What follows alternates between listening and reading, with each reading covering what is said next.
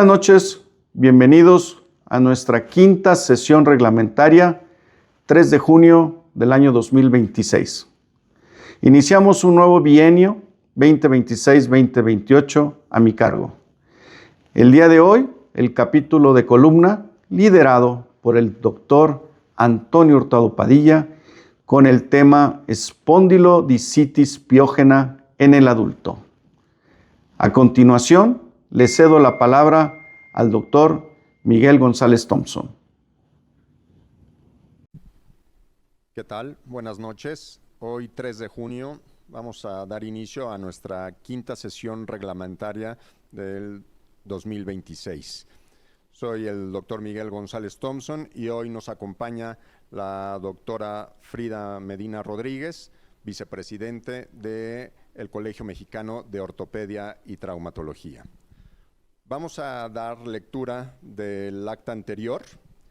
El acta de la cuarta sesión reglamentaria y de negocios del Colegio Mexicano de Ortopedia y Traumatología, celebrada el 3 de mayo del 2026. En cumplimiento a los estatutos vigentes, se efectuó la cuarta sesión reglamentaria y de negocios correspondiente al Consejo Directivo 2026-2028, iniciando a las 15:15 horas con el registro de 61 asistentes bajo la siguiente orden del día. En el marco del 71º Congreso Nacional de Ortopedia de la Ciudad de México 2026, evento realizado en el auditorio del Centro de Convenciones y Exposiciones del World Trade Center, se efectuó la cuarta sesión reglamentaria y de negocios, iniciando con las palabras de bienvenida a cargo del doctor Daniel Diego Boll, presidente del Colegio Mexicano de Ortopedia y Traumatología. Se dio lectura al acta anterior celebrada el 1 de abril a cargo de la coordinación de la doctora Graciela Gallardo García, titular del capítulo de alta especialidad en metabolismo óseo, bienio 2024-2026, y los asuntos generales por el doctor Arturo Joachín Chávez, primer secretario propietario del Colegio Mexicano de Ortopedia y Traumatología, bienio 2024-2026. Posteriormente, el doctor Miguel Ángel Clara Altamirano, presidente del 71º Congreso Nacional de la Ciudad de México 2026, presentó el informe preliminar de los resultados académicos y de asistencia en el que se registró lo siguiente. Médicos ortopedistas presenciales, 1928. Médicos ortopedistas de manera virtual, 719. Reuniones alternas, 536. Profesores, 475. Acompañantes, 95. Y staff de la industria, 859. Acto seguido, la doctora Frida Medina Rodríguez, tesorera del comité organizador del 71º Congreso Nacional de Ortopedia de la Ciudad de México 2026, presentó el informe preliminar de los resultados financieros dejando un margen positivo. A las 16 horas se dio por terminada la sesión. Hasta aquí concluye la lectura del acta de la sesión anterior. Si existe algún comentario o pregunta, favor de hacerla al Colegio Mexicano de Ortopedia y Traumatología. Vamos a continuar con los eventos y asuntos generales. Te invitamos a conocer nuestras actividades académicas. Ingresa al sitio web del Colegio Mexicano de Ortopedia para obtener información e inscríbete a nuestros próximos cursos y talleres desde la plataforma digital, así como de nuestras sesiones de capítulo de alta especialidad y de comité de desarrollo académico. El miércoles 8 de julio, sesión de capítulo de alta especialidad en hombro y codo a las 20 horas. El miércoles 22 de julio, sesión de capítulo de alta especialidad en mano y muñeca a las 20 horas. Mantenemos a su disposición la plataforma digital para que realicen sus pagos e inscripciones a través de plataformadigital.colegiocmo.com.mx. Te invitamos a publicar en la revista Acta Ortopédica Mexicana, indexada en PubMed y Cielo, en donde se publican investigaciones y artículos de divulgación científica. Además, al colaborar con el Acta Ortopédica Mexicana, puedes formar parte del comité de revisores obteniendo puntos para la recertificación y otros beneficios. Suscríbete a nuestro canal de YouTube, Colegio CMO, y consulta nuestra biblioteca de sesiones reglamentarias, webinars, cursos y talleres. Te recordamos que la app del colegio se mantiene activa. Puedes acceder a las sesiones que se transmiten en vivo, realizar pagos en línea y tener acceso directo a nuestra página web. Los invitamos a seguirnos en nuestras redes sociales, Facebook, Twitter e Instagram, para que te mantengas informado de todos los servicios y beneficios que el Colegio Mexicano de Ortopedia tiene para ti. Aprovechamos para darle una cordial bienvenida y felicitación a nuestros nuevos miembros titulares. Los voy a enumerar: la doctora Nelva Garduza Leiva, el doctor Jorge Edgar Flores Cruz, el doctor Pedro López Villalba, el doctor Joaquín Palmero Picasso, la doctora Stephanie Albarrán Ledesma, la doctora Diana Isabel Cambray Ortiz y por último el doctor Mario César Sáenz González. A continuación, cederemos la palabra al doctor Antonio Hurtado Padilla, titular del capítulo de alta especialidad en columna, y a sus distinguidos ponentes, quienes presentan el panel del foro Espondilodicitis piógena en adultos. Sean todos ustedes bienvenidos. A continuación vamos a pasar un video promocional del 72º Congreso del Colegio Mexicano de Ortopedia y Traumatología, que se realizará en Acapulco.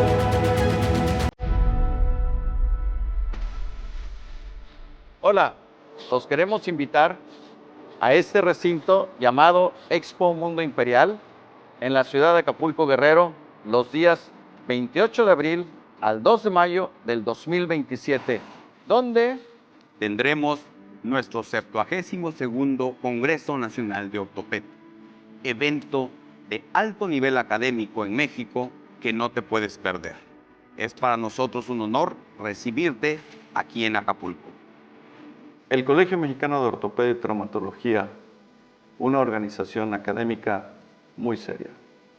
Desde hace 80 años se han reunido diferentes profesores de todo nuestro gran país, México.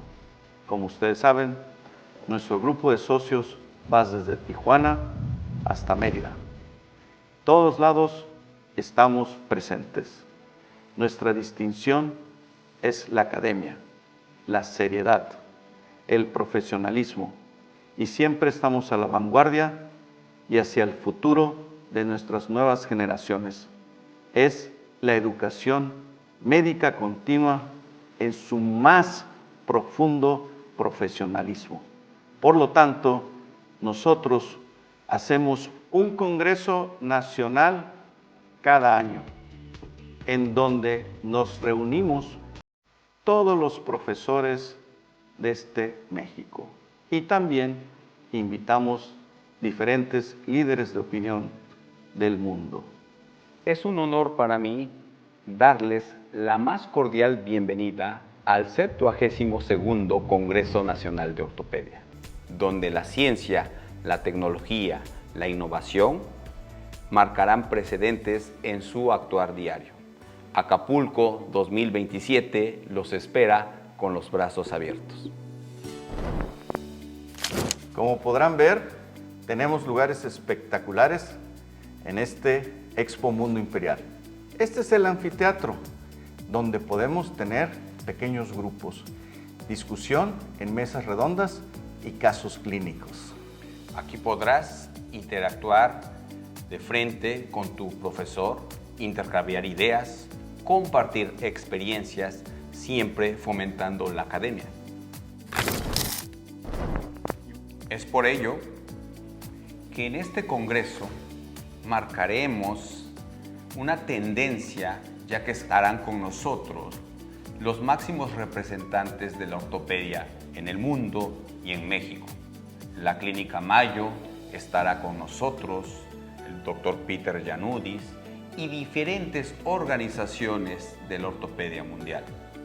Tendremos para ustedes un programa académico a la altura, donde todos los capítulos estarán contemplados.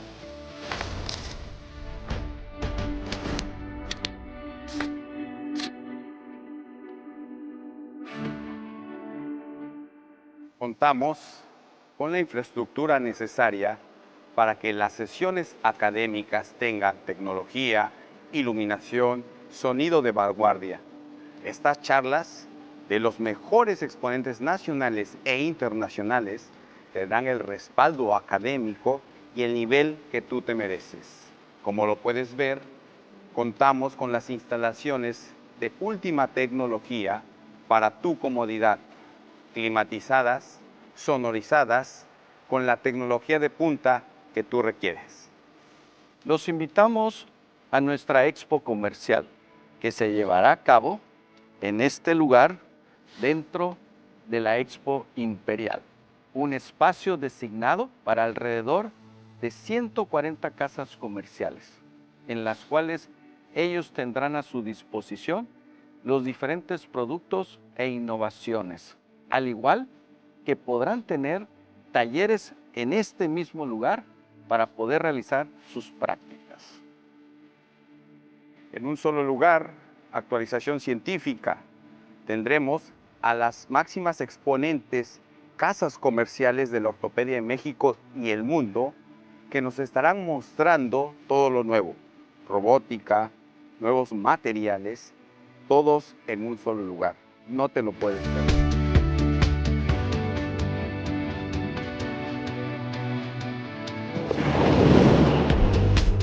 El hotel sede en nuestro evento es el emblemático, icónico Hotel Princess, que forma parte de 3 hoteles que van a estar a su disposición dentro de nuestro Congreso Nacional. Igualmente lo acompaña el Hotel Pierre Marquette y el Hotel Palacio Imperial. Tendremos un sistema de transporte interno para su disposición y puedan acudir a nuestras salas de congreso. Los esperamos en Acapulco 2027.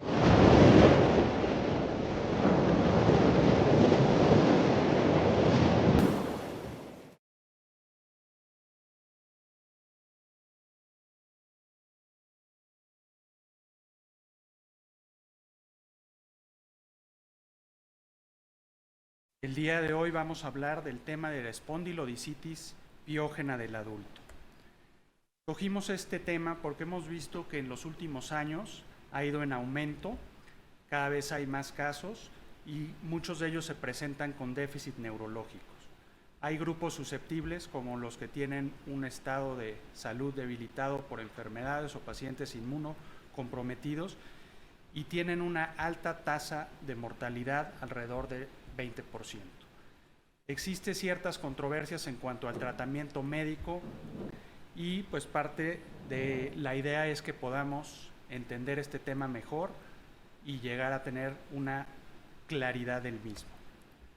Los objetivos es hacer una presentación completa del tema, pasando por las etapas de la presentación clínica, el diagnóstico, que es muy importante, los auxiliares de imagen, que podamos reconocer los datos tempranos de una espondilodicitis para hacer el diagnóstico correcto. Teniendo el diagnóstico, hacer la clasificación para poder llegar al tratamiento adecuado. Para ello, el día de hoy vamos a contar con la presencia de grandes médicos, ortopedistas y un médico radiólogo que nos van a ayudar a desglosar y entender este tema.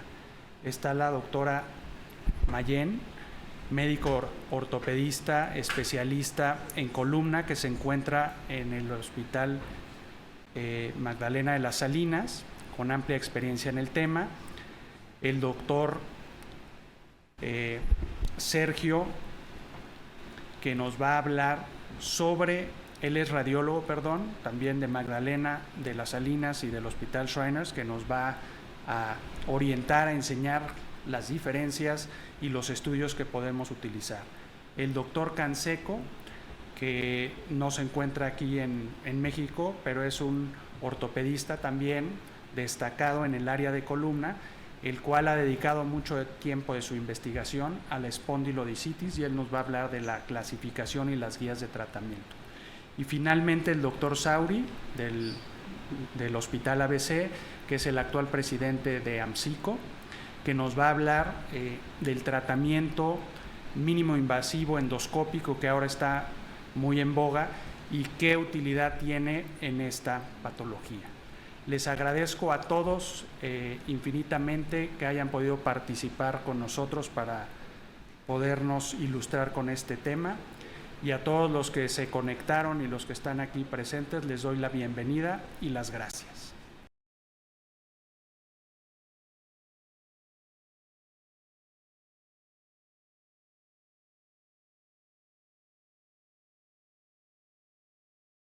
Hola, buenas noches. Un placer de estar con ustedes. Gracias por la invitación.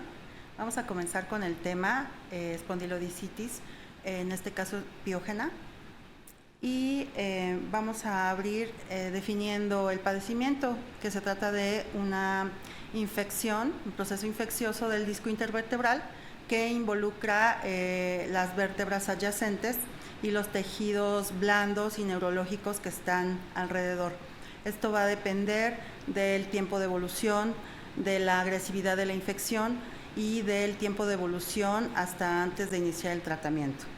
Es más común en hombres y, como ya mencionó el doctor Hurtado, la incidencia se ha incrementado considerablemente en México y en el mundo, por eso la importancia de tocar este tema. Predominantemente la vamos a localizar en la región lumbar, seguida de la torácica, y es mucho menos frecuente en el área cervical. Se va a diseminar principalmente por la vía hematógena, es decir, que siempre vamos a tener relacionado o asociado un foco séptico a distancia, ya sea en el momento de la presentación de la espondilodicitis o como antecedente. También podemos encontrar algunos casos que se presentan por contigüidad o por inoculación externa. Por eso es importante que en la historia clínica investiguemos sobre la presencia de cirugías previas, abdominales, urológicas, de columna, abscesos en el tórax, en el cuello, y últimamente pues algunos tratamientos alternativos como la ozonoterapia, que se han vuelto cada vez más frecuentes, también pueden llevarnos a la inoculación de bacterias y desarrollar este proceso infeccioso.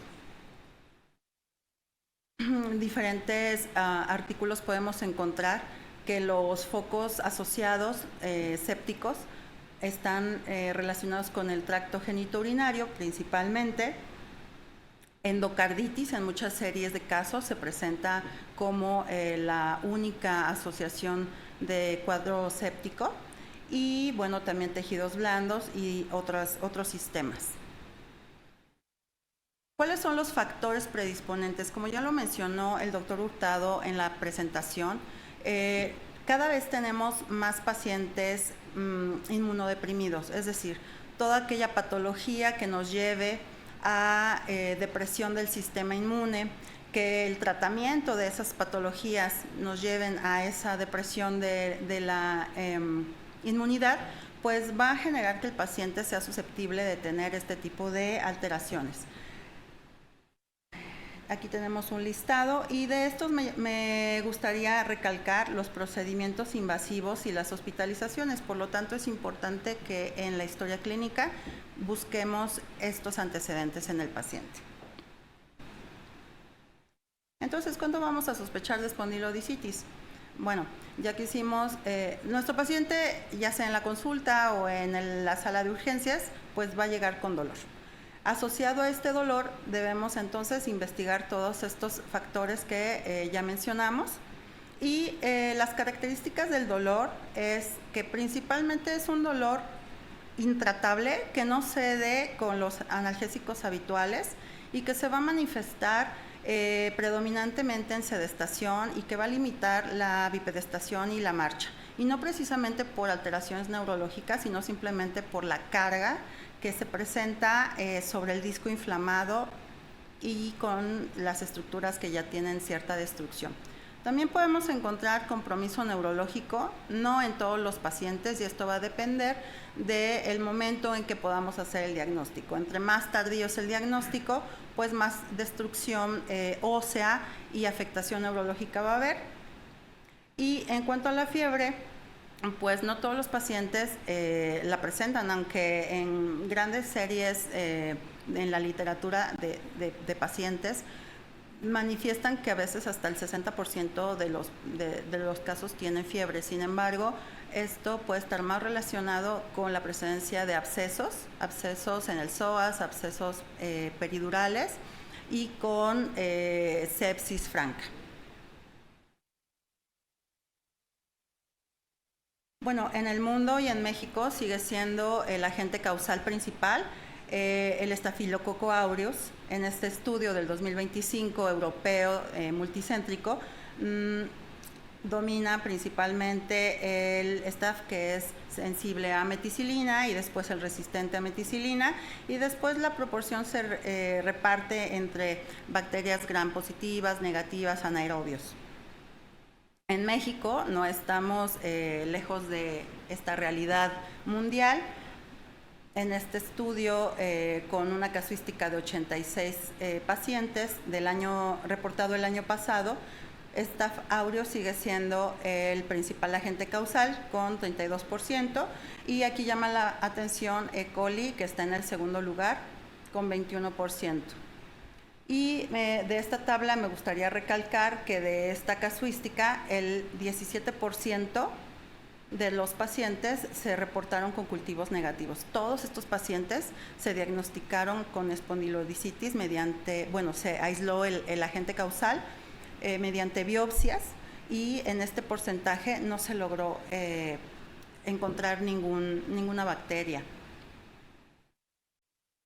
Y bueno, entonces ya que tenemos nuestro paciente con un dolor súper intenso que no podemos manejar ni siquiera con opioides, y que nos hace sospechar, por ejemplo, un paciente con enfermedad renal crónica, en hemodiálisis, lo primero que tenemos que pensar es que tiene espondilodicitis, y entonces vamos a solicitar exámenes de imagen y de laboratorio. Las imágenes, pues más adelante el doctor Saldaña nos va a comentar sobre esto. Y bueno, con relación al laboratorio, vamos a tener todo este panel de reactantes de la fase aguda, biometría hemática, que nos van a permitir evaluar la elevación de estos marcadores y relacionarlos con infección. Como les había mencionado, pues hay que considerar los focos sépticos a distancia, y si sabemos que el aparato genitourinario es de los principales, pues es importantísimo contar con urocultivo, además de cultivos de catéteres y de abscesos o de líquidos presentes en otras áreas. Por ejemplo, si tuviéramos un paciente con un empiema, pues habría que considerar esto. Y los pacientes que están en hemodiálisis o en diálisis peritoneal, pues hay que investigar si ya tuvieron bacteremia o una infección de catéter, y seguramente si podemos tener resultados de lo que se aísla en cultivos de estos catéteres, pues vamos a tener el agente causal. De no tener cultivos positivos acá, podemos entonces considerar los cultivos biopsia del disco o de los abscesos que se presentan en el paciente. Ya hablaremos más adelante de ello. Y también los exámenes del laboratorio son imprescindibles para poder llevar el seguimiento del tratamiento del paciente, ver cómo está respondiendo al tratamiento antibiótico. Sobre todo la PCR va a ser el marcador más sensible para esto.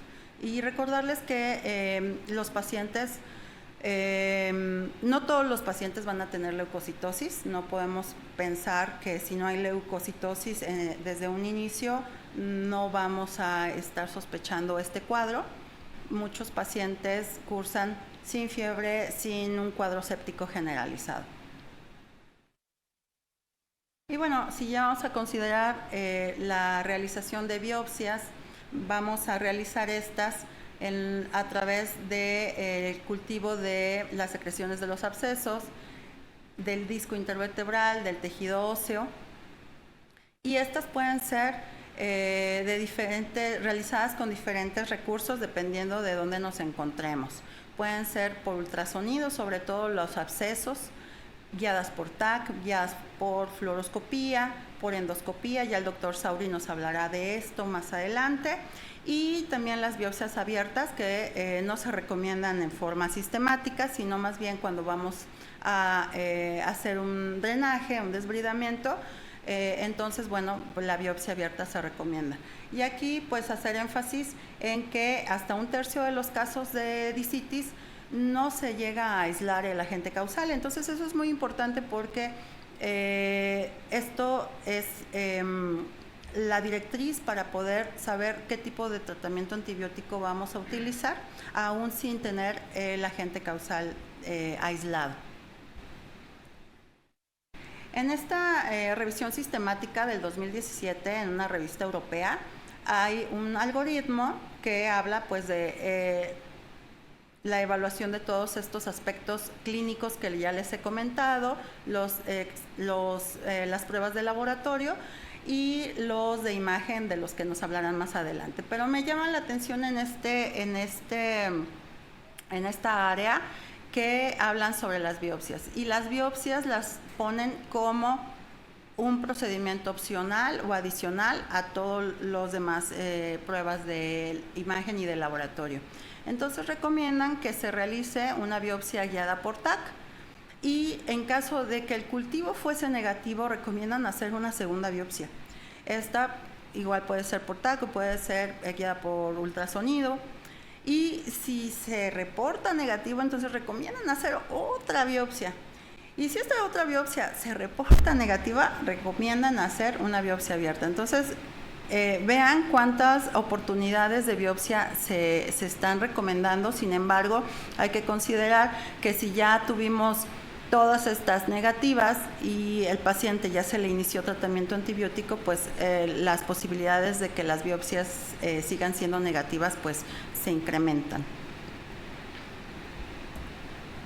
Y con relación a al tratamiento antibiótico, pues ya les comentaba que no todos los pacientes van a ser biopsiados, dependiendo de las características propias del paciente, de los recursos con que contemos en nuestra institución o en el medio privado, y muchos de ellos pues podrán ser tratados en forma basado en la epidemiología. No me gusta decir que empírica, porque empírico no es, porque finalmente conocemos cuál es la epidemiología, cuáles son los agentes que principalmente se presentan, y con base en ellos es como vamos a generar nuestro tratamiento antibiótico, ya que hay pues toda una serie de antibióticos que son recomendados para el manejo de estos pacientes que no son biopsiados o que no se ha podido identificar el agente causal.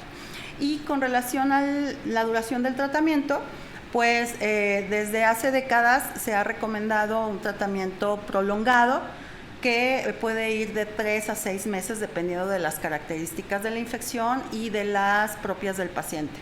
Sin embargo, en los últimos años hay estudios que son aleatorizados de un buen nivel de evidencia que comparan tratamientos cortos con estos tratamientos largos a los que habíamos estado acostumbrados, y encuentran que no hay diferencia estadísticamente significativa entre una terapia corta y una larga. Por lo tanto, tienden a recomendar ahora que por lo menos sean 6 semanas de tratamiento antibiótico. Pero bueno, esto hay que individualizarlo dependiendo de las características de nuestros pacientes.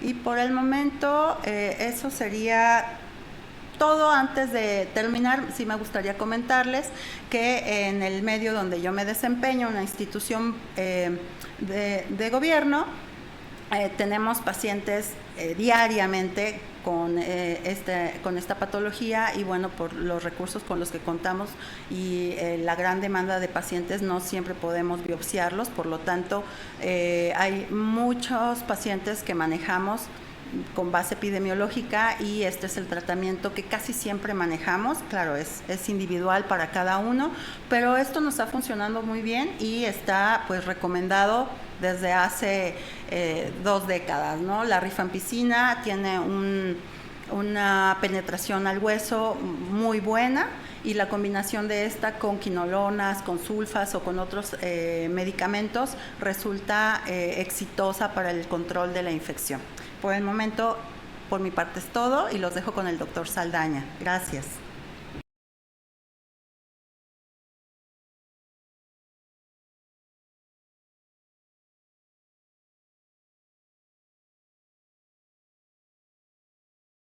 Buenas noches a todos.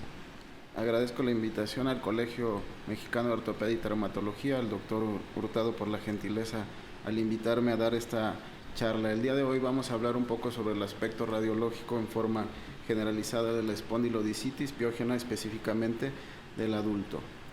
Dentro del contenido de la charla vamos a hablar sobre las generalidades de la imagen, un poco de la radiología convencional, tomografía, resonancia magnética y medicina nuclear. Es un tema muy interesante, muy amplio, en el cual podemos encontrar bastantes cosas de las cuales sacar provecho y conocer para hacer el diagnóstico de esta enfermedad. Es un reto muy importante tanto para el clínico como para el médico radiólogo. Dentro de la parte de las generalidades, pues tenemos un arsenal importante en cuanto a los métodos de imagen, pero los más importantes son estos 4: rayos X convencional, la tomografía, resonancia magnética y medicina nuclear. En este artículo publicado en el 2025, habla sobre un estudio retrospectivo en el cual analizaron 98 pacientes, de los cuales describieron la localización más común de la espondilodicitis, y como ya se había comentado, la localización más común es de la columna lumbar, seguida de la columna torácica, cervical, pero también tenemos casos a nivel del sacro, principalmente S1, S2, que a veces es por contigüidad. Dentro del aspecto radiológico, hablando específicamente de la radiología convencional, vamos a tener que presenta una sensibilidad del 82% y una especificidad del 57% para diagnosticar este tipo de patología. Debemos de tener en consideración que necesitamos cuando menos 2 proyecciones para poder hacer el diagnóstico, una anteroposterior y una lateral. Hay cosas importantes e interesantes aquí, es que podemos encontrar el estudio de imagen hasta normal, hasta las 2 a 8 semanas posterior a la implementación. Entonces estábamos que dentro del contenido de la plática vamos a basarnos sobre las generalidades de la imagen. Específicamente vamos a hablar sobre la radiología convencional, la parte de la tomografía, la parte de la resonancia magnética y un poco de medicina nuclear. Es un tema muy extenso, interesante, en el cual podemos sacar provecho y debemos saber analizar cada uno de estos estudios, porque es todo un reto diagnóstico el poder encontrar esta enfermedad. Lo primero que debemos de saber es que debemos de pensar en ella para poderla diagnosticar. Si no tenemos ese pensamiento, que puede ser, porque muchas veces no es lo común, pero como ya dijeron anteriormente, esto ha ido en aumento. Dentro de las generalidades, los 4 estudios que vamos a hablar específicamente van a ser esto: los rayos X, la resonancia, medicina nuclear y la parte de la tomografía. En este artículo publicado en el 2025 hicieron un análisis retrospectivo de 98 pacientes, y donde describieron específicamente la localización más frecuente de este tipo de enfermedad. Esto es más común a nivel lumbar, seguido de torácico, cervical, pero también tenemos una afección sacra a nivel de S1, S2, también pueden estar involucrados.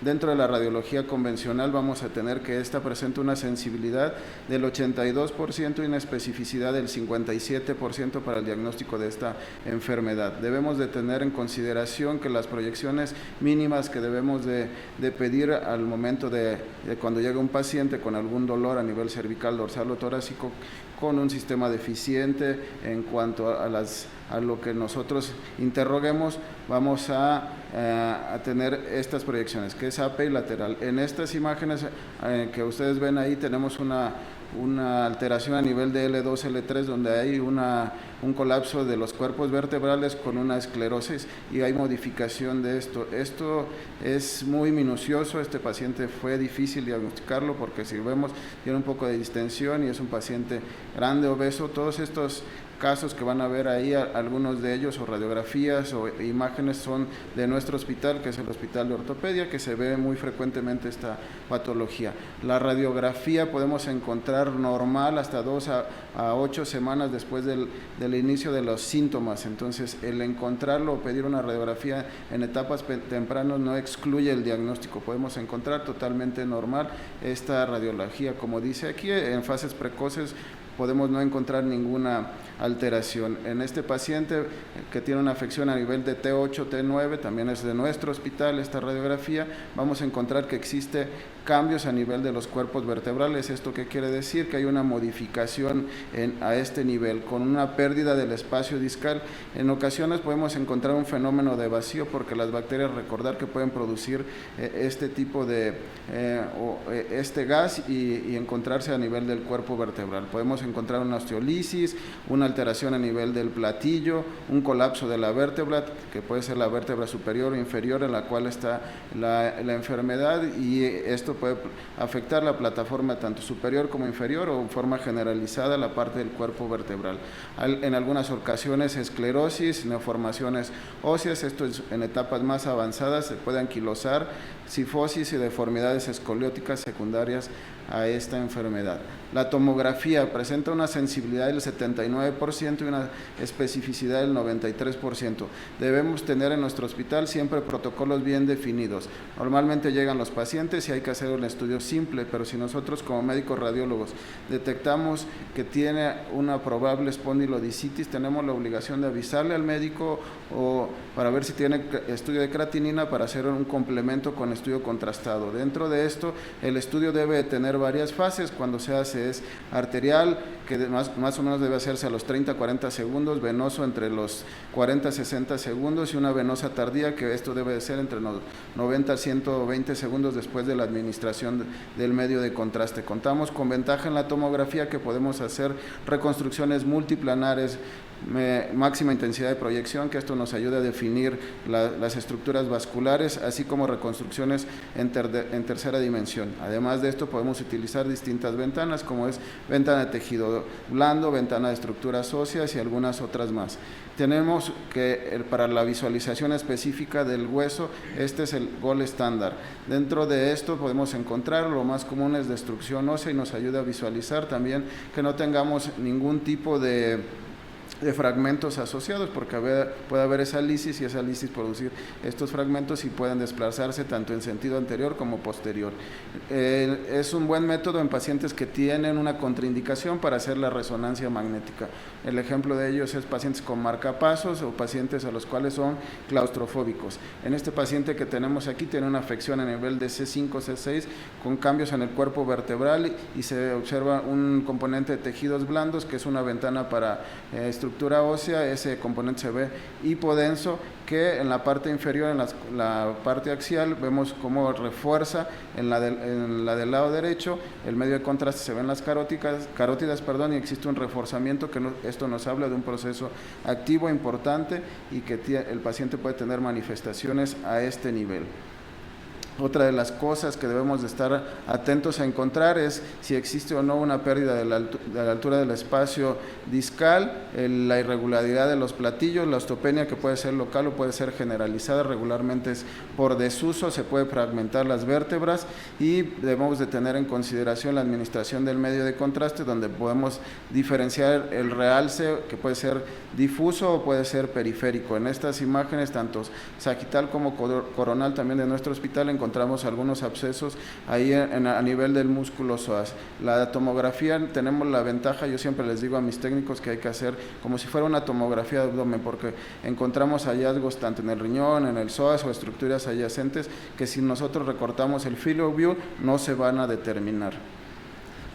Nos sirve también para determinar si el paciente es candidato a biopsia y para guiarlo. En esta imagen, en las superiores axiales, vemos cómo la aguja entra al espacio y de ahí se puede tomar ese material tanto óseo como de tejidos blandos y se debe de aspirar. A veces se utiliza un poco de lavado para ver si con esto nos podemos traer algunas bacterias para que salga positivo el cultivo. También puede ser como guía de drenaje en la parte inferior de abajo. Es más difícil que pongamos un drenaje, que también eso se puede hacer por ultrasonido y son pacientes muy contados. Regularmente los drenajes van más enfocados a las estructuras que están adyacentes, como el psoas o alguna otra estructura ahí adyacente para vertebral.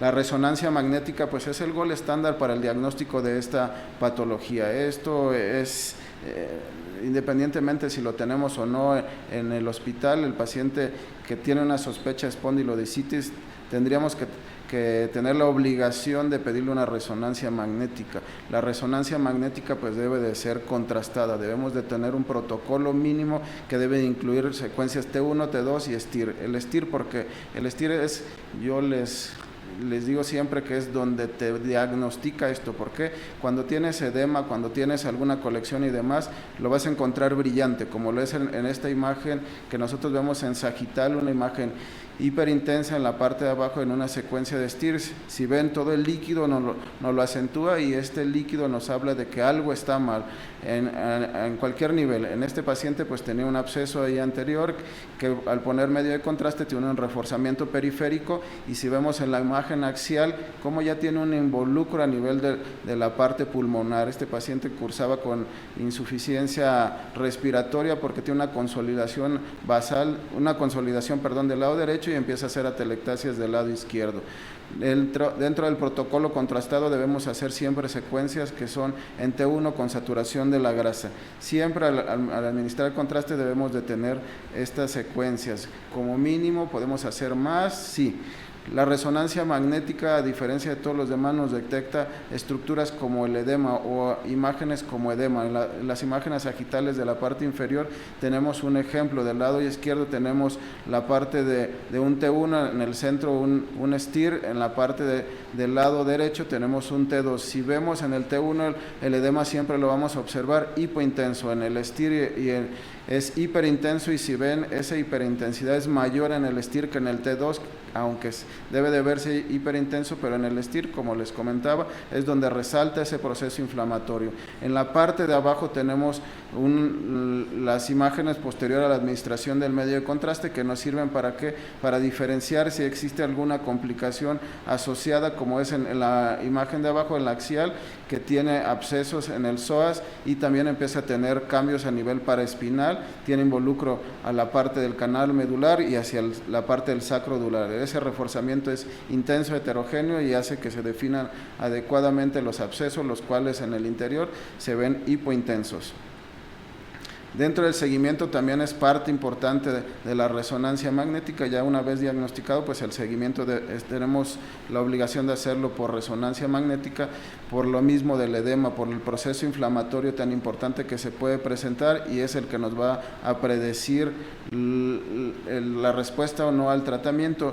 No en todos los casos, pero sí tenemos cosas como disminución en el edema, que eso sería un predictor de que va disminuyendo el proceso infeccioso y toda la inflamación que hay en torno a este.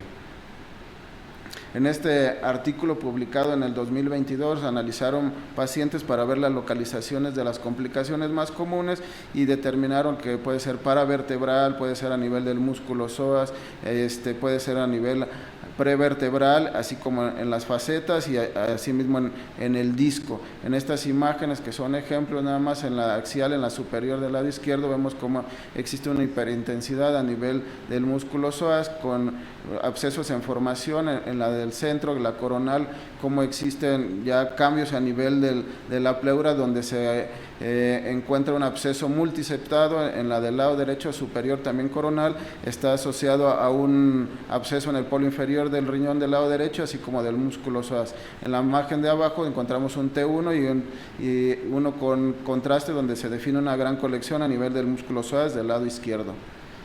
Dentro de la medicina nuclear también tenemos un arsenal de cosas que podemos utilizar. Lo más común o lo que está en boga ahorita es el PET-CT, aunque la gamografía tenemos algunos radiofármacos que nos pueden ser de utilidad, como pueden ser los leucocitos marcados con tecnesio 99, con ciprofloxacino o galio. Dentro del PET-CT pues también tiene una sensibilidad y especificidad muy alta, pero las guías de la ITSA recomiendan solamente hacerse en pacientes que tienen contraindicación para hacer una resonancia magnética. Y aparte de esto pues es un estudio caro que no está accesible para todo el mundo, ¿no? Tenemos estas imágenes en las superiores como existe una captación del radiofármaco. El PET-CT utiliza solamente 18 fluorodesoxiglucosa, es lo más común que vamos a encontrar y que le pone, y lo único que nos va a decir es capta o no capta. Existe algo que se llama valor de unidad estándar, que nos predice si tenemos alguna situación inflamatoria o una situación infecciosa o una situación tumoral. Estos valores de unidad estándar deben ser normalmente menores a 25 para predecir esta enfermedad. Mayores a esto nos hablaría sobre algún componente que puede ser tumoral.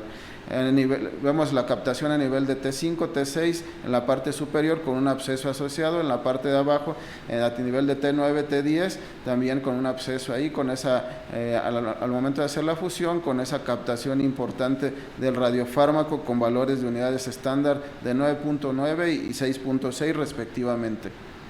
Dentro de las conclusiones de esta charla, debemos de tener siempre en consideración la elección del método diagnóstico, que es indispensable y debe de individualizarse, y también pues saber en dónde estamos. Si estamos en provincia es muy difícil pedir una resonancia, por eso ahí toma mayor relevancia el saber un método de imagen como es la radiografía. La radiografía es muy difícil que se vaya a modificar o que vaya a cambiar, pero sí debemos de conocer los hallazgos.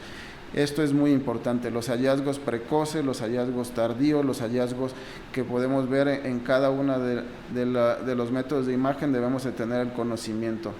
La imagen en el seguimiento de la patología, en el diagnóstico y seguimiento, pues es crucial para saber la respuesta hacia la parte del tratamiento. Es importante siempre pensar que si tenemos ya un diagnóstico de espondilodicitis, debemos buscar que no tengamos ningún tipo de involucro a algún otro tejido adyacente, sobre todo cuando no responden al tratamiento o el paciente, en vez de ir hacia la mejoría, va hacia el lado contrario. Los procedimientos de intervención guiados también es parte del arsenal que nosotros tenemos para hacer algunas terapias en cuanto a la parte terapéutica, en cuanto a la punción para hacer alguna biopsia o hacer algún drenaje. Y el gol estándar siempre va a ser la resonancia magnética. Y recordar, si lo pensamos que tiene esto, hay que pedir regularmente contrastado. Para esto hay que mandar al paciente con un estudio de creatinina para definir que tenga una buena función renal y no solamente tratar la parte de la disitis, sino también prevenir algo asociado. Estos son los hospitales donde laboro, estoy a sus órdenes. Agradezco nuevamente la invitación, esperando haya sido de utilidad esta charla.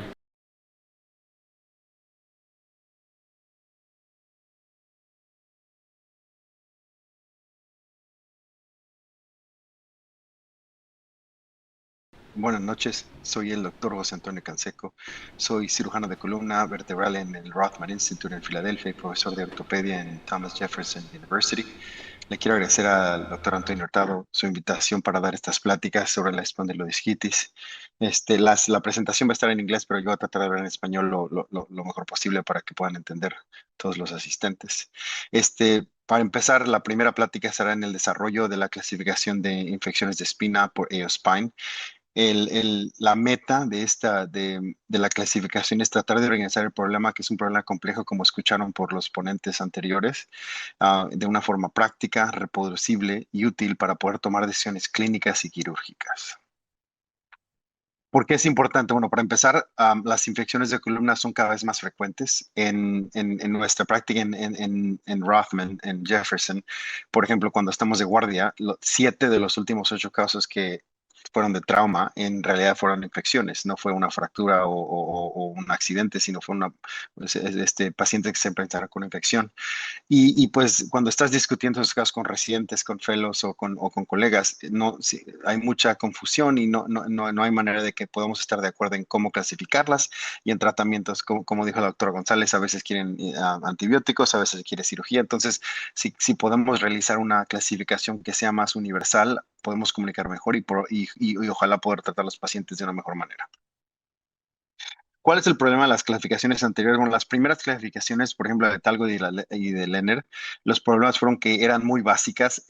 Una trataba de solo describir las infecciones con las bacterias y cuántos tipos de bacterias, el grupo 1, grupo 2 y grupo 3, y el subgrupo si el paciente era con función normal o si tenía muchas enfermedades, otras enfermedades además de la infección, o si tenían un compromiso inmune.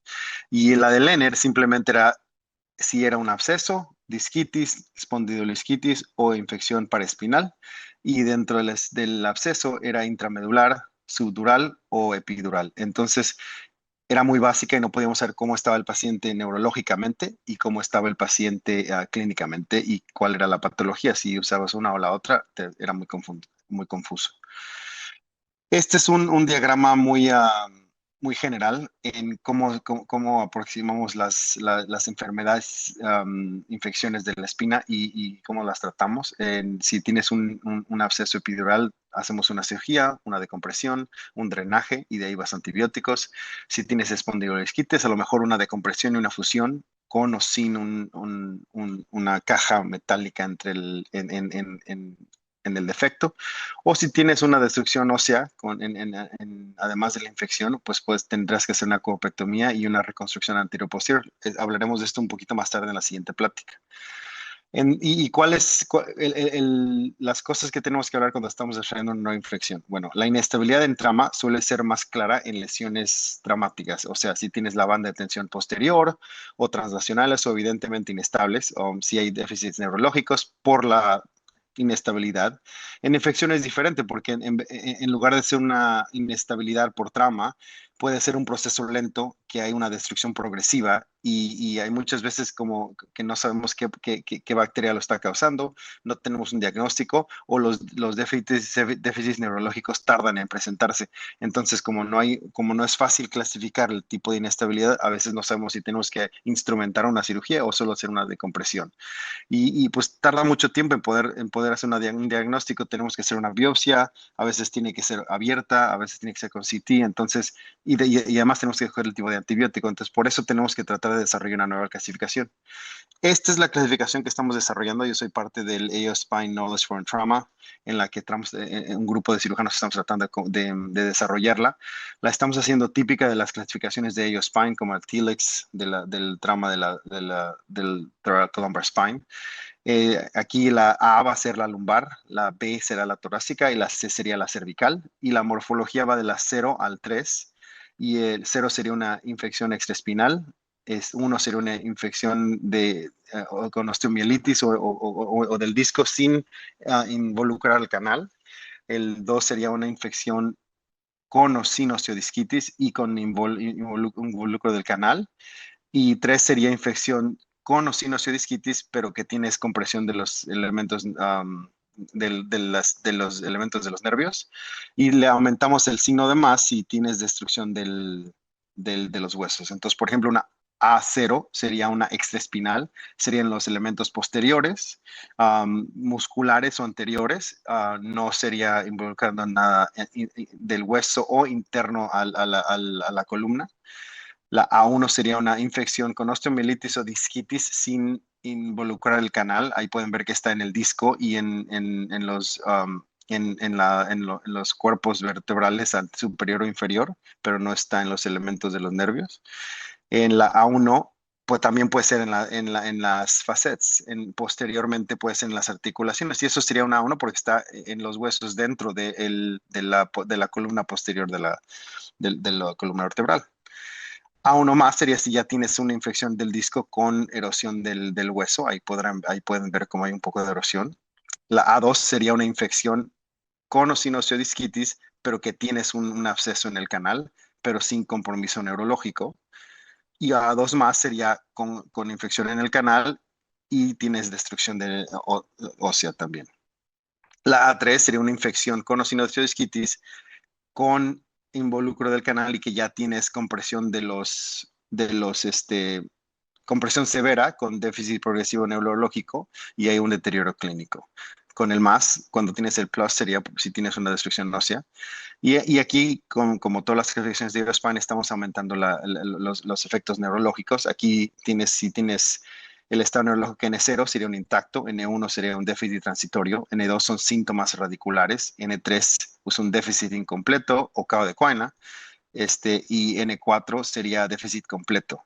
NX es cuando el paciente, por ejemplo, en drogaditos que están obtundos y no sabes que no puedes hacer un examen, entonces pones un NX para que sepa cualquier otra persona con quien te comunicas que no hay un examen que sea como sea reliable.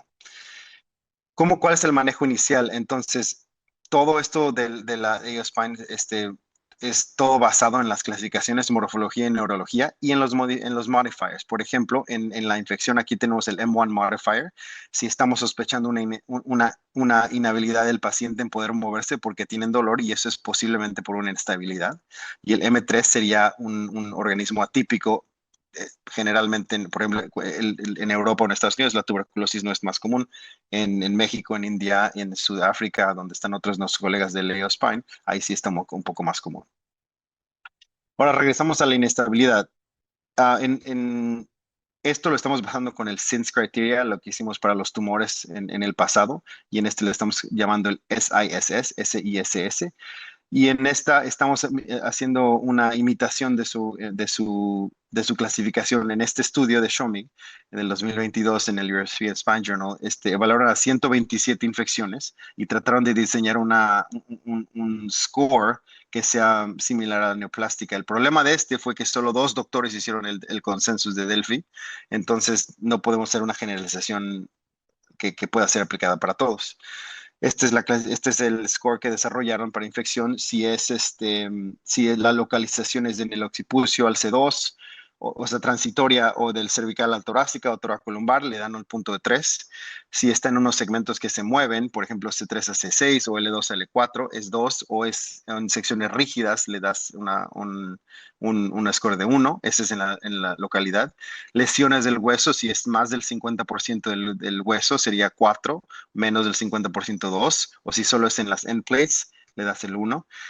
Alineación, si estás viendo que hay una translación o subluxación, o si tienes una cifosis o escoliosis nueva que no estaba anteriormente, o normal, o alineación normal, le das 4, 2 o 0. Muy importante es el dolor. Si el paciente tiene dolor, le das 3 puntos, y si no tiene dolor, le das 0. Y ahí vemos la decisión que se toma del 0 al 4, si es una lesión estable. Generalmente no se hace una instrumentación quirúrgica. Del 5 al 9 es una lesión que es potencialmente inestable y ahí es decisión del doctor y del paciente. Y del 10 al 14 sería inestable y necesitas hacer una instrumentación. Los resultados muestran que la mayoría de los casos quedaron como potencialmente inestables, entonces pues la decisión fue dada al paciente con el doctor y hacer una decisión junta. Y hubo muchos falsos positivos y falsos negativos, entonces la clasificación no fue perfecta. Acabamos con el mismo problema que teníamos al principio, que no podíamos tomar una decisión que sea más segura y que se puede generalizar. Y entonces ahí puedes ver que el false positive fueron 15% y el false negative fue 40%. Entonces fueron pacientes que tenían una lesión inestable que los trataron sin cirugía, 15%, y 40% que tenían una lesión estable y acabaron con cirugía. Entonces eso no nos ayuda. Una nueva iteración de una clasificación similar fue la SITE score.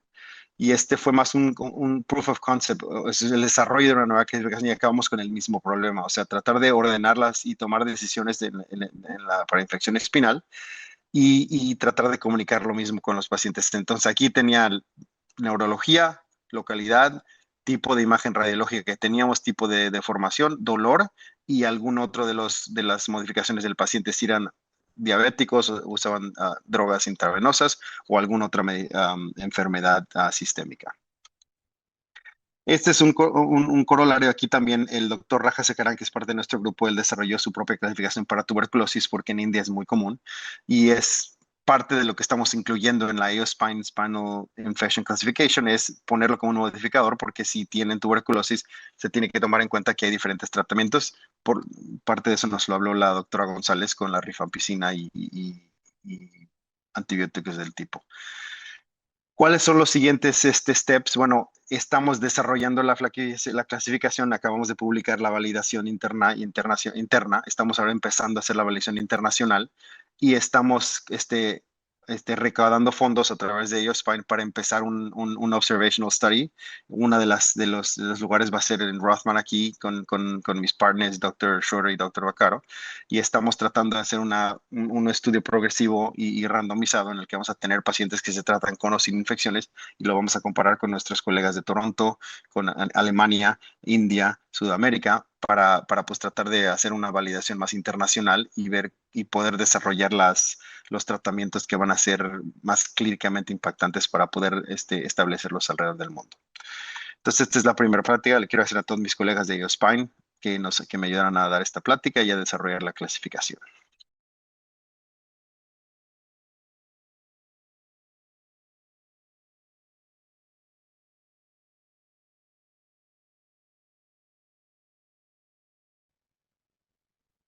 Ahora, como les había prometido, ahora vamos a hablar un poquito más del manejo quirúrgico, o por lo menos cómo tomamos las decisiones ahorita en Rothman, en Jefferson y la mayoría de los colegas que trabajamos aquí en Canadá, en Europa.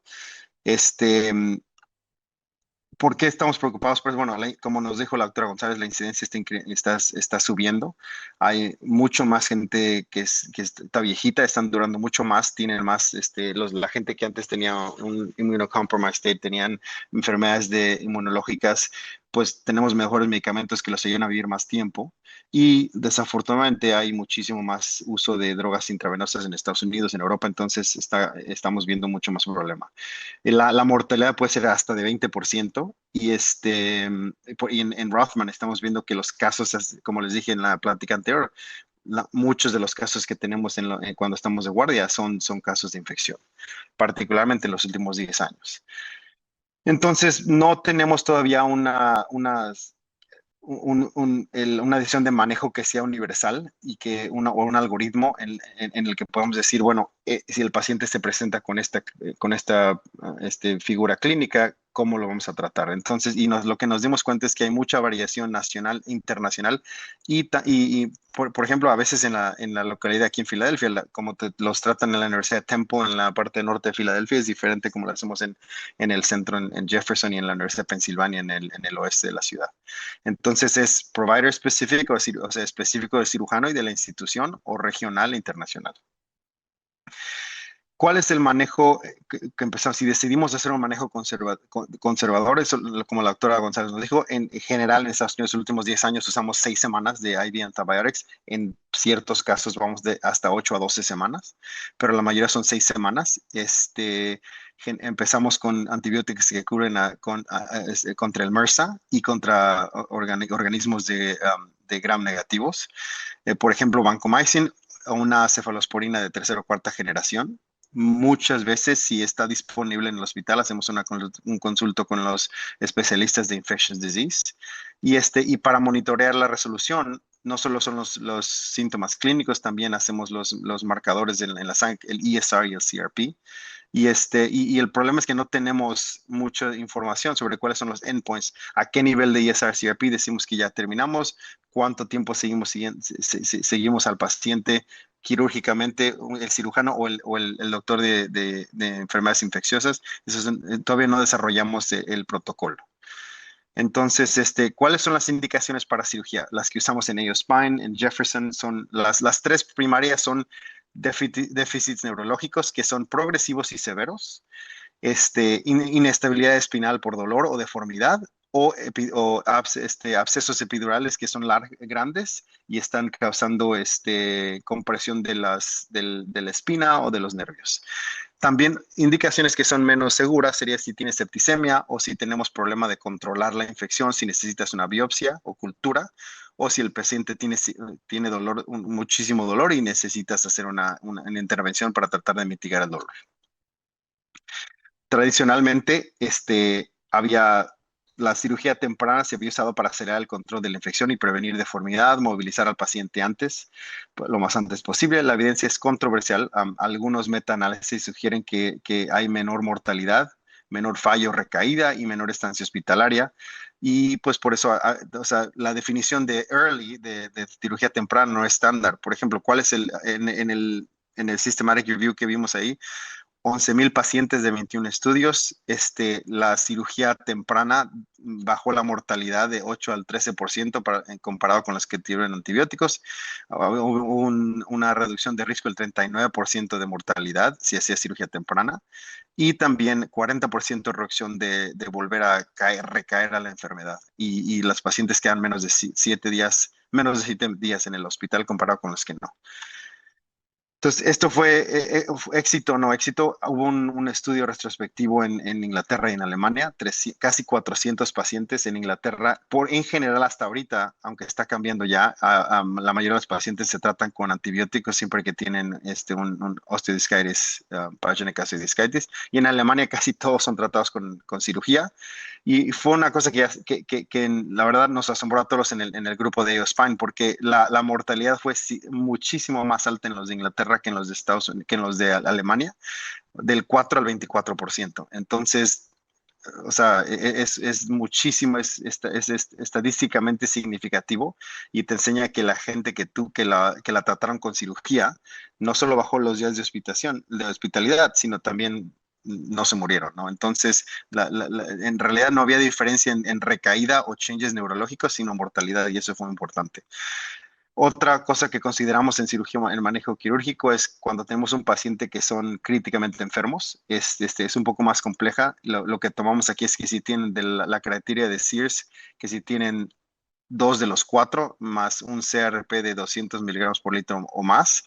En este estudio que hicieron, vieron mortalidad a los 30 días y la estancia en el ICU, cuánto tiempo estuvieron en el hospital y recaída. Hicieron 3 grupos: cirugía temprana, 3 días después, dentro de 3 días de admisión; cirugía tardía de más de 3 días de admisión; y conservative management significa antibióticos.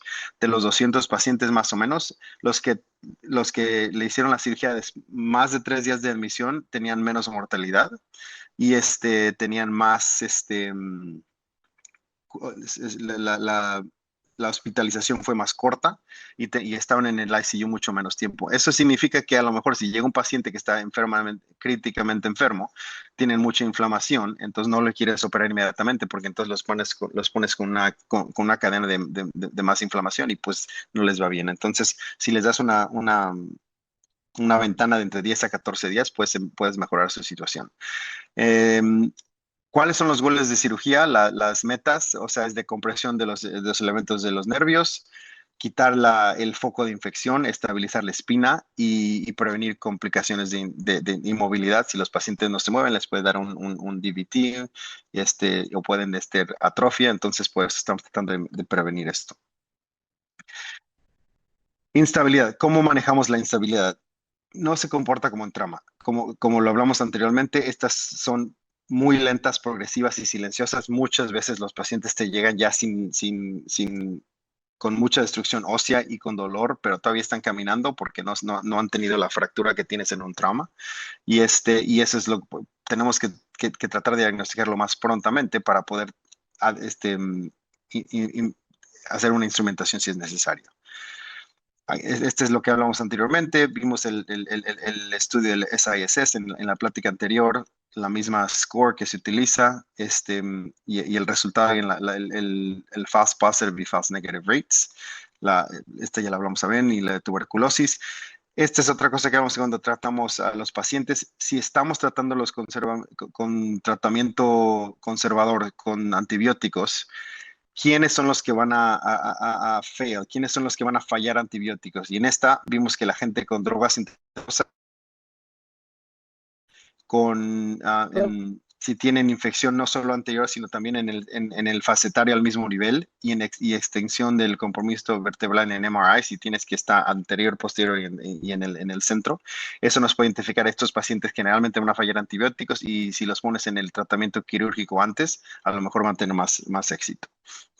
Otra vez, ¿cuáles son los tres paths para tratar? Si tienes un absceso sin disquitis, a lo mejor una decompresión o un drenaje. Si tienes disquitis con un absceso, decompresión con instrumentación, con o sin una caja. Y si tienes destrucción ósea, una corpectomía con reconstrucción anterior, posterior y a lo mejor un drenaje. Y eso no solo limita, después tienes que continuar los antibióticos entre 6 y 12 semanas. Y de ahí a rehabilitación. En cirugía, importantes, ¿cuáles son los abordajes? ¿Anteriores, posteriores o combinados? El abordaje anterior nos permite desbridar el disco, reconstruir la columna anterior. En el cervical, si es multinivel, se suele necesitar suplementación posterior para incrementar la estabilidad. En toracolumbar podemos usar anterior, lateral, también se puede o una consotransversectomía. La instrumentación típicamente cubre 2 a 3 niveles arriba y abajo, o se puede ajustar dependiendo del paciente. Generalmente nosotros hacemos 2 para arriba y 3 para abajo. Digo, eso todo depende del paciente. Estos son 2 estudios en los que estamos basando estas decisiones. ¿Qué tipo de cajas se usan? El gold standard antes había sido la cresta ilíaca, pero últimamente nos damos cuenta que la gente tiene complicaciones en el área donde tomamos la cresta o se quejan de dolor en el área donde lo tomamos o tienen infección que afecta esta área también. Entonces estamos tratando de usar titanio, que estamos teniendo mucho éxito. Los implantes modernos de titanio, puedes usarlos en radical debridement y los podemos empacar con antibióticos y entonces los pones en la locación donde tienes esa infección y eso te puede ayudar a limpiar la infección más rápidamente. Generalmente tratamos de titanio y no sintéticos porque muchos de esos son biomateriales que no pueden combatir las infecciones y las bacterias. Entonces tratamos de mantener el titanio que nos da mucho más oportunidad de prevenir reinfección. Modernos tratamientos, la literatura, o sea, modernos tratamientos nos apoya con cirugía instrumentada, puede realizarse con drug eluting bioactive glass. Hay unas cerámicas en las que puedes poner medicamentos, antibióticos, los implantas y empiezan a liberar la medicina con el tiempo y eso nos puede ayudar a tener un foco de tratamiento que dura más. Y para la gente que tiene destrucción ósea, hay estudios que están usando BMP2 y eso te ayuda a formar el hueso para poder restablecer la columna anterior y poder tener más estabilidad sin solo depender de la instrumentación de los tornillos. Aquí en esta es una comparación de cuáles son los diferentes tratamientos. Por ejemplo, en esta, si se comparan materiales como titanio, como el PIC, al injerto, a tu injerto, nos muestran que hay diferencias claras en fusión, aflojamiento de tornillos o reoperación. El escoger el material es importante y es menos importante que la selección del paciente. Hay pacientes en los que no podemos instrumentar porque están enfermos críticamente. La técnica quirúrgica es importante también si es anterior, posterior o combinado. Y el control microbiológico, si tienes que poner antibióticos en la caja o si tienes que también darles un curso prolongado de antibióticos.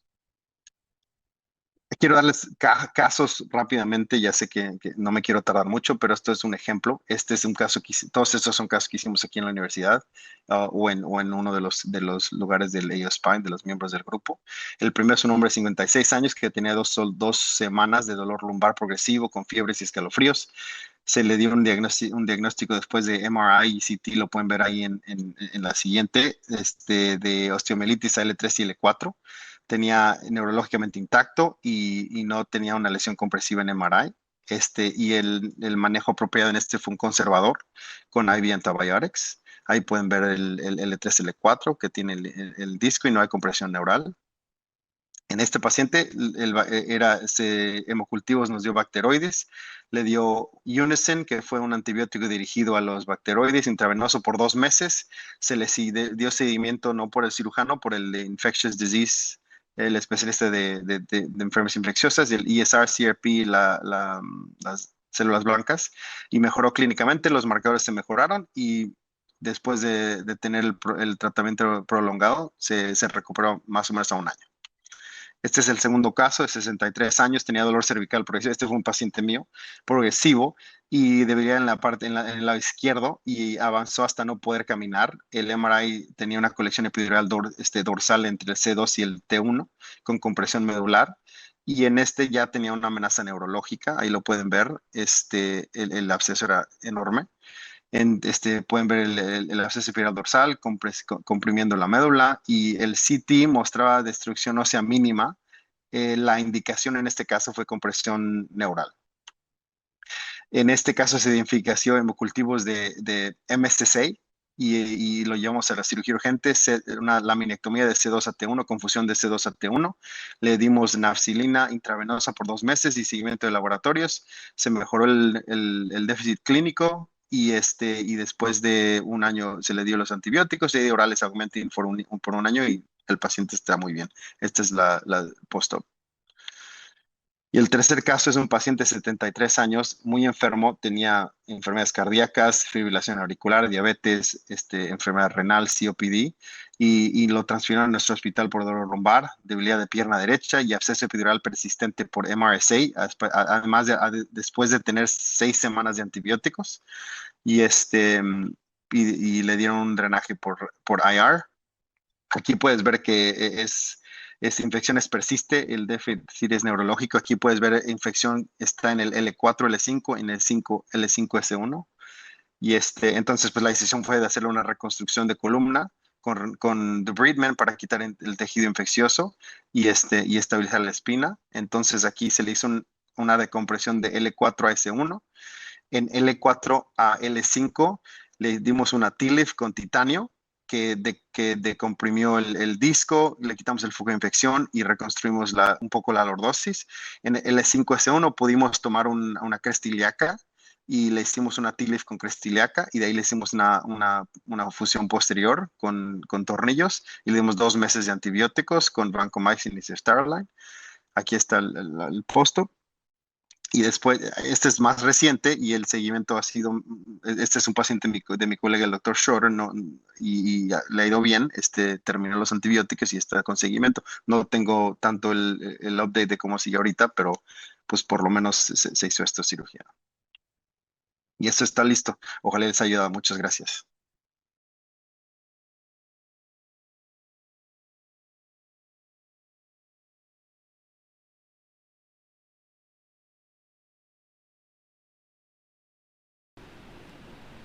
Como ya se platicó, las infecciones de columna todavía nos quedan cosas que no son tan claras, ¿no? El diagnóstico suele retrasarse, han salido clasificaciones que todavía no nos dan todos los argumentos necesarios para tomar una decisión, como la Brighton, que ya se vio que no funciona. Ya mencionó José Canseco de la CIS, que tenía ciertas deficiencias. Después AO modificó esta clasificación para hacerla más amigable. Este artículo salió este año en enero, y también habló Canseco de la clasificación SITE. Aún así, todavía nos quedan dudas de hacia cómo tenemos que tomar decisiones en relación a estas infecciones. Y en el tratamiento, igualmente, tenemos más dudas que respuestas. Tenemos que depender únicamente de antibióticos, qué cirugía, en qué momento y cuándo, ¿no? Y el pronóstico sigue siendo incierto. Es todo un reto todavía para nosotros. ¿Cuál sería el tratamiento ideal quirúrgico de este tipo de enfermedades?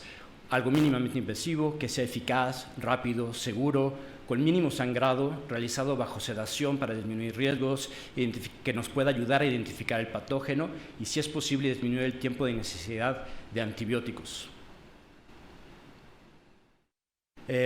Ya sabemos que la cirugía endoscópica hoy es la alternativa menos agresiva que tenemos en cirugía de columna, y ya está comprobado que es efectiva, es rápida, es segura, hay bajo sangrado y además se puede hacer bajo sedación.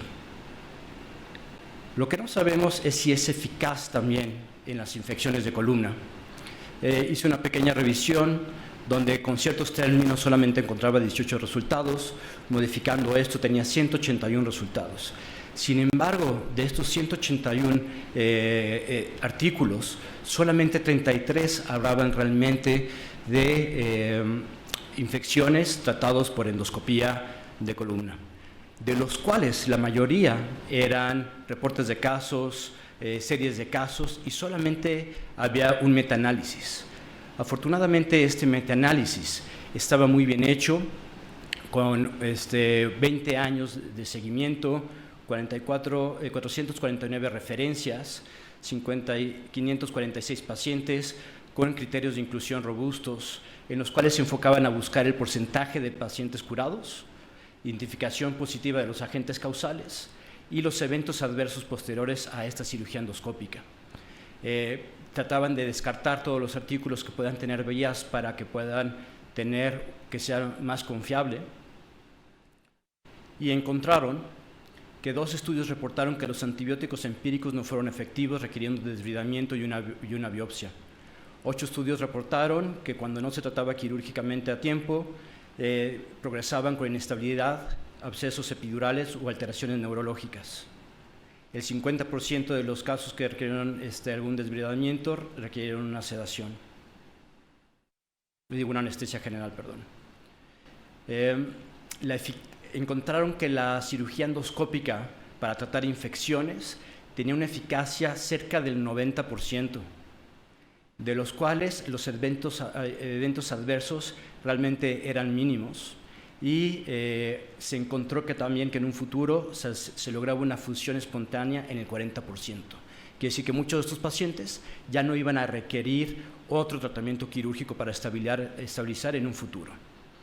Se identificó en 70% el patógeno, sabiendo que una biopsia guiada por tomografía puede ser entre el 36 al 90%, dependiendo de las series. Se recomienda en este artículo que se haga una artrodesis cuando hay una cavidad vertebral mayor del 33%, destrucción ósea avanzada, cifosis severa o una inestabilidad evidente.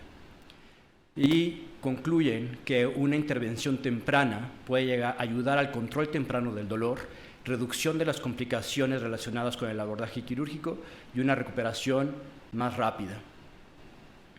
Vamos a presentar un caso clínico. Es un hombre de 62 años con un antecedente de cáncer de próstata, diabetes mellitus, nefrectomía izquierda, insuficiencia renal crónica, lleva una hemodiálisis de 3 veces por semana. Él hizo una pielonefritis antes de que lo conocieron, cayó en choque séptico, le encontraron cándida y pseudomonas aeruginosa, tabaquismo positivo, en pocas palabras, toda una joya. Él tenía un dolor lumbar progresivo insoportable, ya no se podía poner de pie, parestesias en las extremidades inferiores, un aspecto caquético en muy mal estado general, incapacidad para caminar debido al dolor lumbar, limitación de los rangos de movilidad, dolor a la palpación, reflejos osteotendinosos disminuidos. Afortunadamente la fuerza muscular y la sensibilidad estaban conservadas, y tenía un EVA lumbar de 9/10 con un índice de discapacidad de Owestry del 80%. Estas son las imágenes y vemos esa destrucción vertebral a nivel de L1 y T12, sin datos de listesis. Y en la resonancia magnética observamos esa afección importante de L1 y L2, que se confirma con el PET.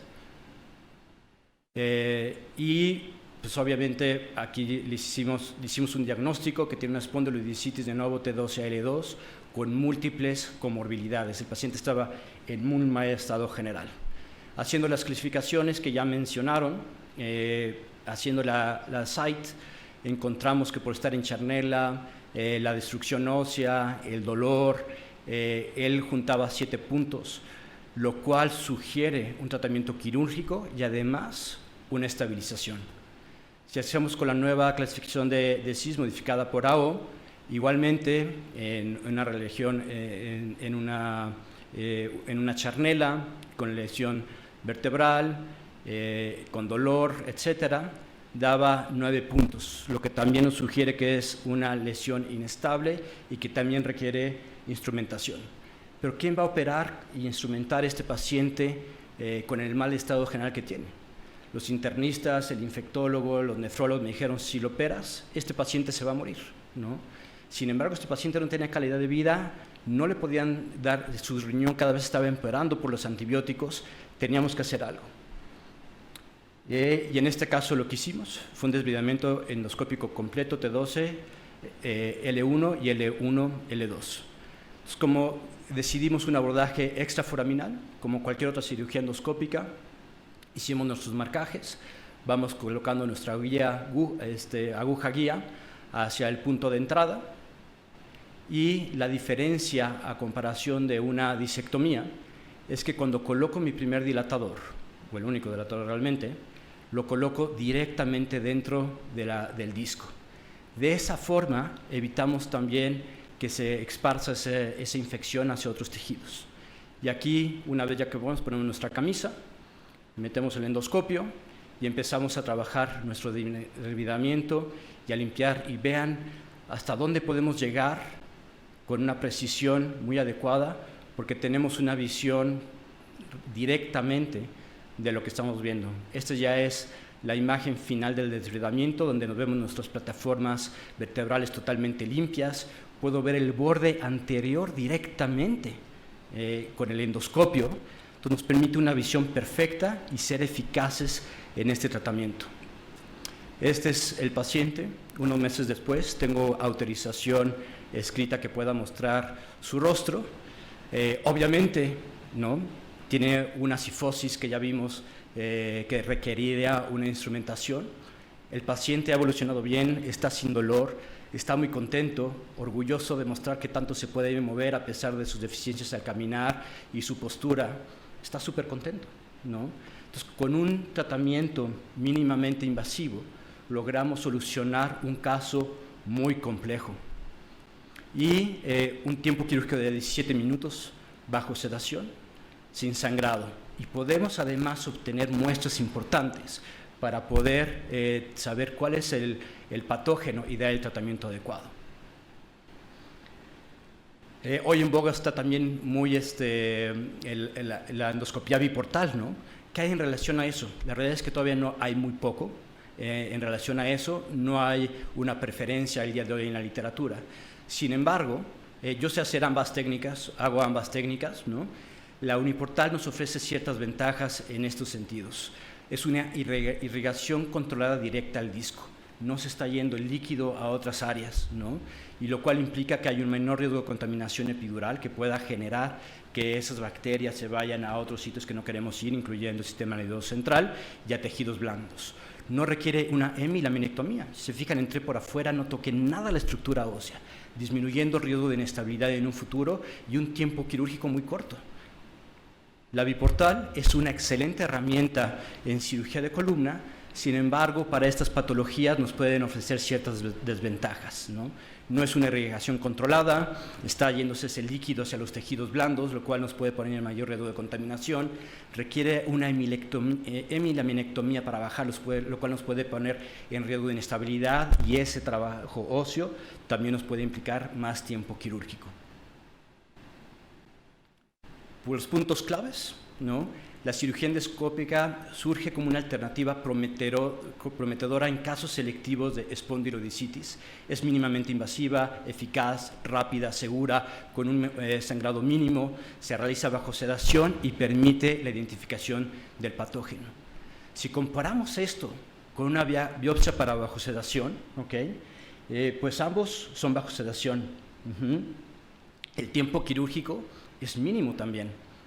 A lo mejor tenemos una incisión más grande, en lugar de ser solamente una aguja, son 7 milímetros, pero nos puede ofrecer un mejor control del dolor, tener el germen patógeno, y al mismo tiempo estamos limpiando, que puede ayudarnos a que requiera menor tiempo de antibióticos nuestro paciente. Entonces, mayor control del dolor, una recuperación posiblemente más temprana y menor tiempo de uso de antibióticos, con la probabilidad de identificar este patógeno. A lo mejor esto va a cambiar en un futuro, estas guías clínicas que al día de hoy estamos viendo. A lo mejor, en lugar de hacer una biopsia, en un futuro se va a hacer directamente hacer una cirugía endoscópica, porque los riesgos casi son los mismos y nos ofrece mayores ventajas. Consideraciones clave: la evaluación integral de la condición del paciente y sus comorbilidades es esencial, como este paciente que las guías clínicas nos sugerían un tratamiento más agresivo, pero logramos sacarlo adelante con un tratamiento mínimamente invasivo. La instrumentación puede ser necesaria en casos de inestabilidad o cifosis. Y como conclusión, y como les venía las conclusiones en toda la literatura, todavía nos hacen falta más artículos para poder probar que esto es una realidad. Muchas gracias.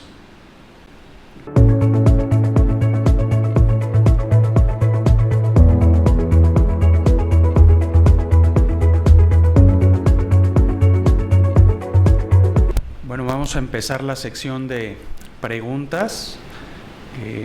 Aquí a través del portal nos han llegado algunas. Para la doctora Mayen, nos preguntan la importancia de los hemocultivos obviamente en el diagnóstico de la espondilodicitis. ¿Son importantes? Como les mencioné.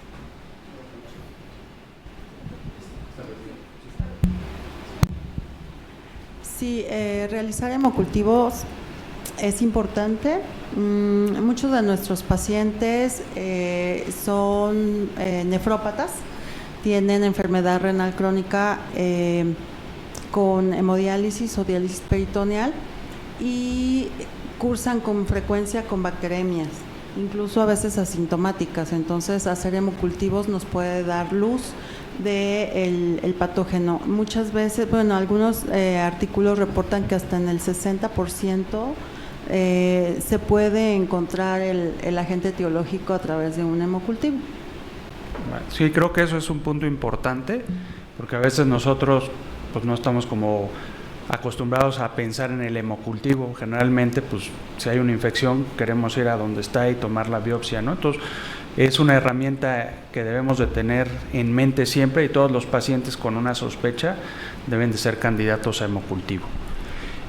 También nos preguntan para el doctor Saldaña, que qué tan temprano aparecen los cambios radiológicos en las radiografías en un paciente con espondilodicitis, y bueno, mencionan que por qué la resonancia magnética es el estándar de oro.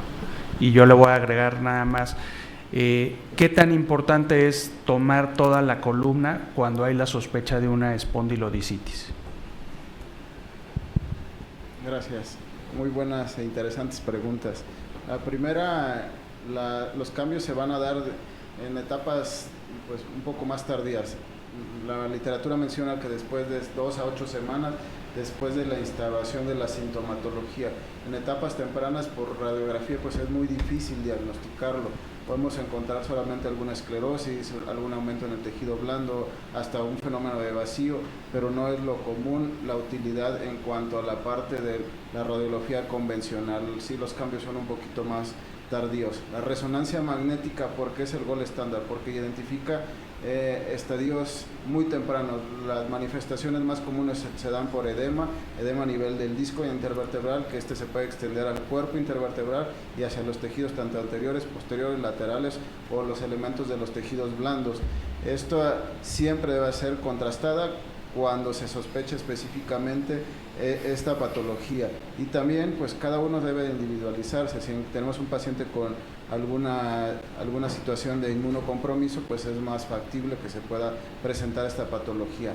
El hacer una columna total pues tiene sus indicaciones y debe de individualizarse cada paciente. Idealmente, o digámoslo así, podemos hacer un mapeo en sagital T2 y posteriormente pedir una columna de donde tenga la sintomatología. Si tenemos positivo esa imagen sagital en algún otro nivel, entonces podemos hacer el complemento. Digo, el hacerlo completo involucra tiempo para la institución, involucra dinero para el paciente cuando es un paciente que está fuera de la institución, operación y eleva mucho el costo, pero tiene sus indicaciones muy específicas y los cuales se debe de valorar en torno a lo que podemos nosotros ver específicamente en el estudio. El hacer, ese sería un muy buen plan para hacer el diagnóstico y ver que no tenga afección en otros niveles al hacer esa imagen sagital panorámica de la columna, que debe ser en una secuencia T2. Gracias. Al doctor Canseco dicen, ¿qué tan temprana debe de ser la cirugía? Es una muy buena pregunta. Había el estudio que dimos sobre early and delayed surgery. Dependiendo del estado del paciente, si hay déficits neurológicos y el critically ill, si están significativamente enfermos, nosotros generalmente tenemos que operar después de 3 días, entre 3 a 5 días, a menos de que no sea una emergencia, pero tratar de evitar la cirugía muy temprana, porque como vieron en el estudio, esos pacientes les va muy bien. O sea, entre 3 a 5 días, a veces inicialmente se trata de hacer un cultivo por CT, biopsy, pero 3 a 5 días. Y también nos preguntan, en el caso de un paciente con una inestabilidad, con la infección e inestabilidad, ¿en qué momento o si se puede hacer la cirugía de estabilización y aseo estando aún activo el proceso infeccioso? Todo depende del implante, pero por ejemplo, si estás haciendo una cirugía con infección, usas la cirugía para hacer el debridement, para quitar la infección lo más que se pueda, y utilizas implantes que sean resistentes a ese tipo de infección. El gold standard era la cresta ilíaca, pero ahora estamos usando cajas de titanio y a veces las empacamos con antibiótico para que el antibiótico esté saliendo mientras estás tratando la infección y haciendo la fusión, y últimamente le ponemos hasta BMP para generar hueso en el área del defecto óseo. Entonces, sí, se trata con infección y le pones los implantes. Por ejemplo, siempre que si haces una cirugía electiva de fusión y te da una infección postoperatoria, muy rara vez se quitan los implantes cuando tienes infección. Haces un IND y dejas los implantes porque son generalmente resistentes y los tratas con antibióticos entre 6 y 12 semanas. Sí, gracias. Yo creo que siempre un poquito encaminado a la pregunta es el temor de poner un implante en un sitio que tiene una infección, ¿no? Entonces, en la literatura lo que hemos visto que para las infecciones, pues sí se puede hacer, se hace el aseo, y que ciertos materiales como el titanio son mejores opciones. Exactamente. En cuanto al tratamiento quirúrgico, lo abro, pues hay muchas opciones, ¿no? Se habla también de fijaciones percutáneas sin hacer el aseo del disco, o hacer reconstrucciones, quitar el disco, el aseo, poner cajas, instrumentar y corregir las deformidades, ¿no? Hasta un aseo endoscópico, como nos mostró el doctor. Entonces, creo que sigue siendo un abanico muy amplio, y creo que la tarea de poder encontrar un algoritmo que nos lleve de la mano para cada uno de los casos que encontramos se antoja difícil, pero ¿ustedes cómo ven ese panorama?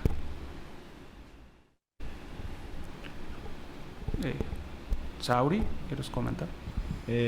Efectivamente, creo que al igual que los tumores, ¿no?, a pesar de que hay guías que nos ayudan a ir seleccionando al paciente e irlo guiando en este camino de tratamiento, al final un paciente con infección no siempre va a ser igual a otro, como el paciente que presenté que tiene múltiples comorbilidades.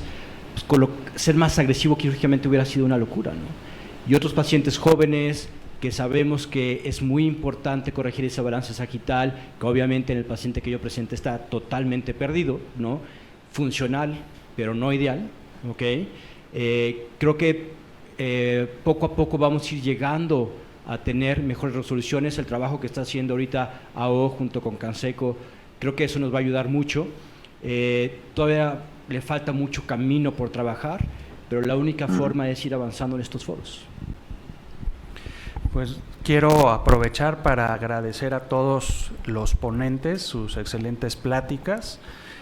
Como ven, es un tema muy interesante que ha cambiado y creo que fue una muy buena revisión. Nos hace, primero, pensar en el diagnóstico y dos, pues ponernos a leer, a estudiar cómo los vamos a tratar. La mayoría de las veces pues se involucra a un infectólogo al caso para que nos ayude en el tratamiento médico, pero al final pues las decisiones quirúrgicas somos nosotros las que los tomamos.